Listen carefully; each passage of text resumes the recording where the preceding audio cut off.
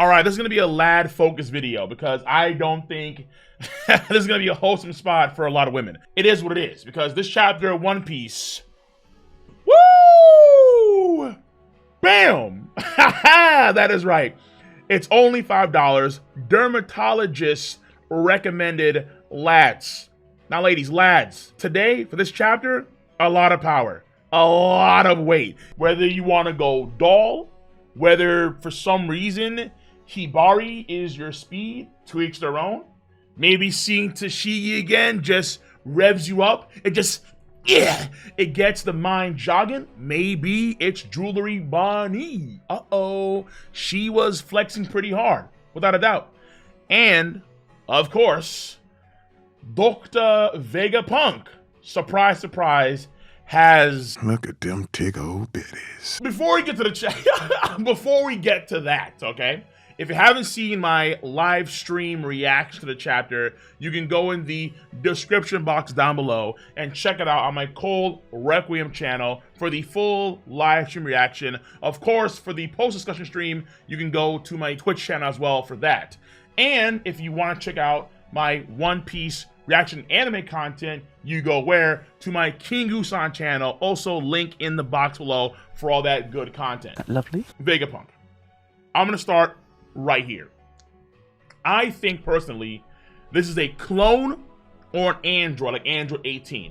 Those are my two best options at this point in time. We know that Vegapunk in the past has been referred to time and time again as a male. Fujitora and Green Bull, back during the Reverie, I think we have several instances of them being called a man by Frankie, as well as Caesar Clown. So to me, I'm like, okay, hold on. Even though they say that they're Vegapunk, because there's a Punk 2 on the chest, on the left titty, yes, I have to assume that what we're seeing here is not the genuine Vegapunk. Unless Vegapunk is doing some Orochimaru action and they're actually hopping from body to body to body, which maybe that's the case, but I'm willing to bet that they're actually a clone or an android. And at this point in time, I'm kind of dead set on the idea that what SSG is just a bunch of Vegapunk clones. And the idea that I'm getting right here is from Genius in One Punch Man.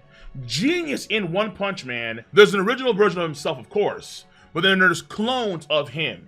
And all of these geniuses who are clones of him kind of gathered together to create some wild stuff in One Punch Man. And so I'm kind of applying that same model here to the SSG, where the Special Science Group, what makes them special is that they're all versions of Vegapunk. Whether it's male, whether it's female, whether it's some sort of monkey,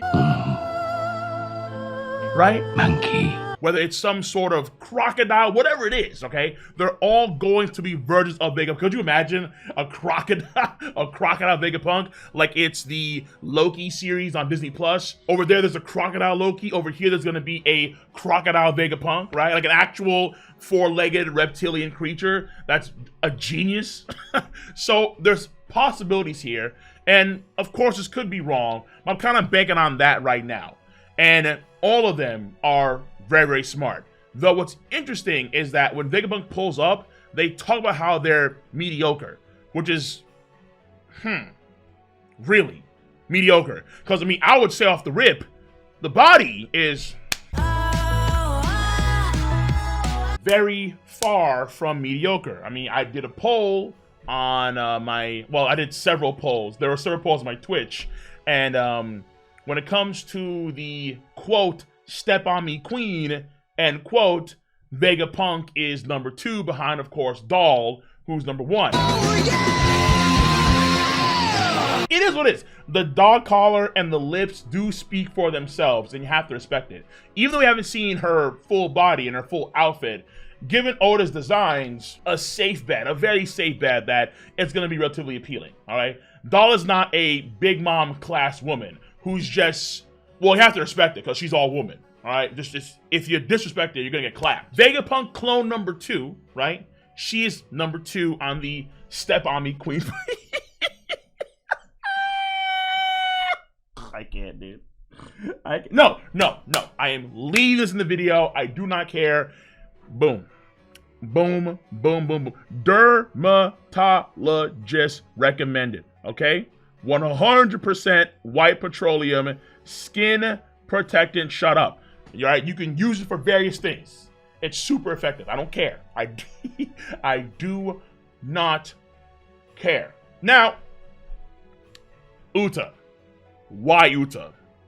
Folks have noticed that Vegapunk's design currently, Vegapunk number 2 design, she kind of gives you like Uta-ish vibes, and I can see why. Whether it's the headphones, whether it's the hair covering the eye, or the jacket, I don't think it's Uta related at all. I think it's its own unique thing. I think that Oda took the design. He kind of was inspired by Uta's design to make this version of Vegapunk. That's what I think. And apparently the jacket is actually a reference to Back to the Future 2, an old school movie where it's a similar jacket that one of the characters wear. And personally, she does remind me of Alan B. Beardsley from G Gundam. Like, the design is so similar to Alan B. It's insane. So Vegapunk has my attention, and the results of this machine, this Vega Force number 12, impressive. I can understand folks are kind of weirded out that right now we have a Yonko caliber crew, essentially. Correct. How on God's green earth are we sweating? Are we stressing from a shark? What? Mechanical or not, I can understand why. But at the same time, it's not just the shark. It's also the environment. Because you have these very fierce currents, and Luffy's kind of going AWOL, and various factors play it so they can't deal with the shark. Keep in mind that in the world of One Piece, the environment is still very, very dangerous. And in this chapter, we're being reminded that, hey, listen, we're still in the new world. It's still a very dangerous place. So even though these people can handle it clearly, like given a normal setting, they can handle the shark easy peasy. Whether it's Robin, whether it's Frankie, whether it's Jinbei, whether it's Sanji, whether it's Zoro, not a big deal. But given the environment, given where we are, okay, things are a bit wonky there. But it's very clear that this version of Vegapunk is used to its environment because this titanic Iron Giant, this thing is huge. The Sun Ego is a big ship. The Sun Ego is 57 meters tall, officially. It's basically around the same height as Little Oars Jr. An ancient giant like Little Oars Jr. This thing is huge. This Iron Giant is massive, and it's so swift underwater. And God knows what else, because like those boosters, maybe it can fly too. It can probably fly. It can probably fly. So the tech is like off the charts, clearly. And man, Frankie was inspired by a kid Vegapunk during the time skip on Karakuri Island. And it's crazy because I had a video planned for, and I think I can still do it. I'm pretty sure I still can, but I need to make some changes here because that home island Vegapunk, the Karakuri Island, is also the same place where the man that made the robots that went to the moon, he made those robots there. Now I'm seeing Vegapunk, and Vegapunk failed to create a weather-changing device on that island, his home island. One of my mods pointed out that when you actually look at the environment of Egghead Island, which actually is a fitting name because, of course, those Jim Carrey vibes hit hard, so maybe in the future, an enemy would be like a really small hedgehog with a gun and coming in with some hard-as-hell energy. We see palm trees on the island, but the surrounding weather going to it was a winter island area, very similar to, again, his home island of Karakuri. How could palm trees be on an island when the surrounding environment is winter? It looks like what he failed to do when he was a kid, Vegapunk completed later on this island. So it's very intriguing what's gonna happen, I think, in the near future. This is a Frankie focused arc, and the results are going to be big. Not only, I think, for Frankie, but also for Sanji and some German stuff, obviously. I think Chopper has to be talked about as well. Chopper and the medicine, that kind of stuff, because the kids of Frank House are going to be involved, I think, in some way, because they're nearby. So, ideally, you have Doll, you have some Rear Admiral guy named Prince, that had a tough time dealing with Gotti in the Capone cover story. And then, even though we don't see him, he's probably there somewhere, Smoker Kun and Helmeppo and company, they want to go get Kobe. So, yo, could they Sword, Straw Hats team up, go to Blackbeard. On the way, Vegapunk gives us some good stuff, information about, again, Germa, information about Frankie stuff, power-ups across the board, maybe, but most importantly, devil fruits. In an SBS, I think it's 48, in an SBS, Oda said years ago that Vegapunk was the one that was going to be the one to explain the devil fruits.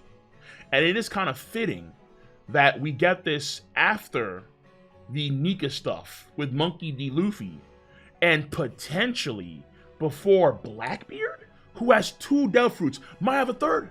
So it is somewhat fitting if we were to tackle Blackbeard after finding out the truth about devil fruits and that kind of stuff from Dr. Vegapunk. The main question right now, though, does Vegapunk have male or female gonads? And that is a very important question.